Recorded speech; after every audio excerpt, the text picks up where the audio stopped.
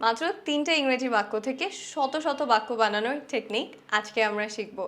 Target ইংরেজি বলার ভয় ও জড়তা কাটিয়ে ওঠা। প্রথম বাক্য, ডু ইউ হ্যাভ ড্যাশ? তোমার কাছে কি ড্যাশ আছে বা ড্যাশ হবে? যেমন এটা আমাদের প্রায় সবারই হয়, দোকানে কোনো কিছু কিনতে গেলে ভাঙতি থাকে না, চাওয়া লাগে। আপনার কাছে কি ভাঙতি হবে? প্রশ্নটা ইংরেজিতে আমরা এভাবে করতে পারি, do you have change? Do you have change?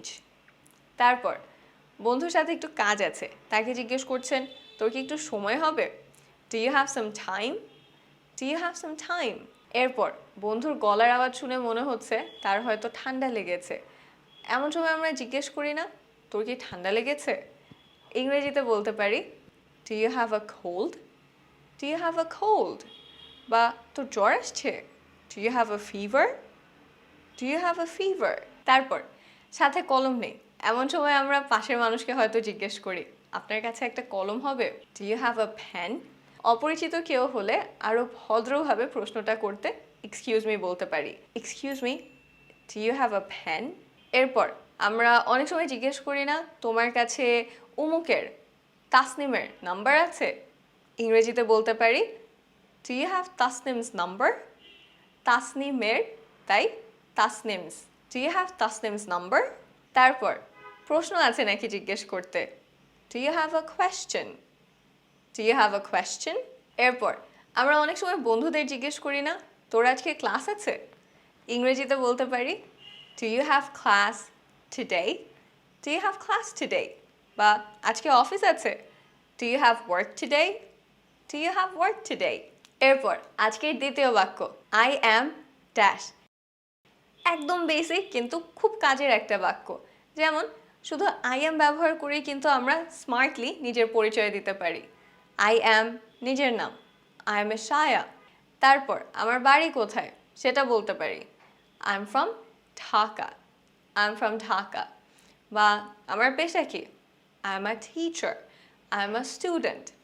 ঠিক, আপনার ইংরেজি কথা ন্যাচারাল শোনাতে চাইলে এখানে আই এর জায়গায় আই এম বলতে পারেন। তারপর আই এম দিয়ে আমরা আর কি বলতে পারি? কারো বাসায় বেড়াতে গেলে আমরা বলি না, আর খাবার দিও না, আমার পেট ভরে গেছে। পেট ভরাকে ইংরেজিতে বলতে পারি, I am full, I am full. তারপর পৌঁছাতে দেরি হয়ে গেছে, বন্ধুকে সরি বলার সময়, I am sorry I am late, I am sorry I am late. ক্ষুধা লাগলে আই এম হাংরি, অনেক বেশি ক্ষুধা লাগলে বলতে পারি, I M starving, I am starving. এরপর আমি ব্যস্ত, I am busy, I am busy. আমি ক্লান্ত, I am tired, I am tired. যদি বলি আমি ক্লান্ত নই, এটার ইংরেজি কি হবে?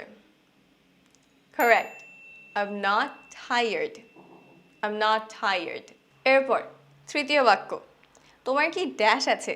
এই প্রশ্নটা এখন আমরা ইংরেজিতে করতে পারি, কিন্তু আমরা নিজে থেকেই যদি বলতে চাই যে আমার ড্যাশ আছে, সেটা কিভাবে বলবো? খুব সিম্পলি, আই হ্যাভ ড্যাশ। আমার একটা বিড়াল আছে, I have a cat, I have a cat.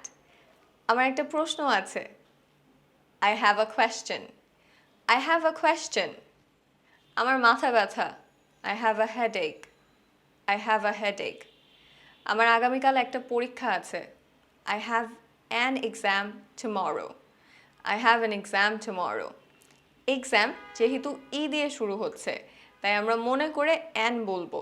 তারপর আমার 7 বোন এবং 8 ভাই আছে, I have 7 sisters and 8 brothers, I have 7 sisters and 8 brothers. তাহলে আমার আছে, আই হ্যাভ ড্যাশ। আমার নেই, সেটা কি হবে? I don't have dash. I don't have 7 sisters and 8 brothers. এখন প্রশ্ন হলো, আমার একটা কলম আছে, এটার ইংরেজি কি হবে? নিচে কমেন্ট করে ফেলুন।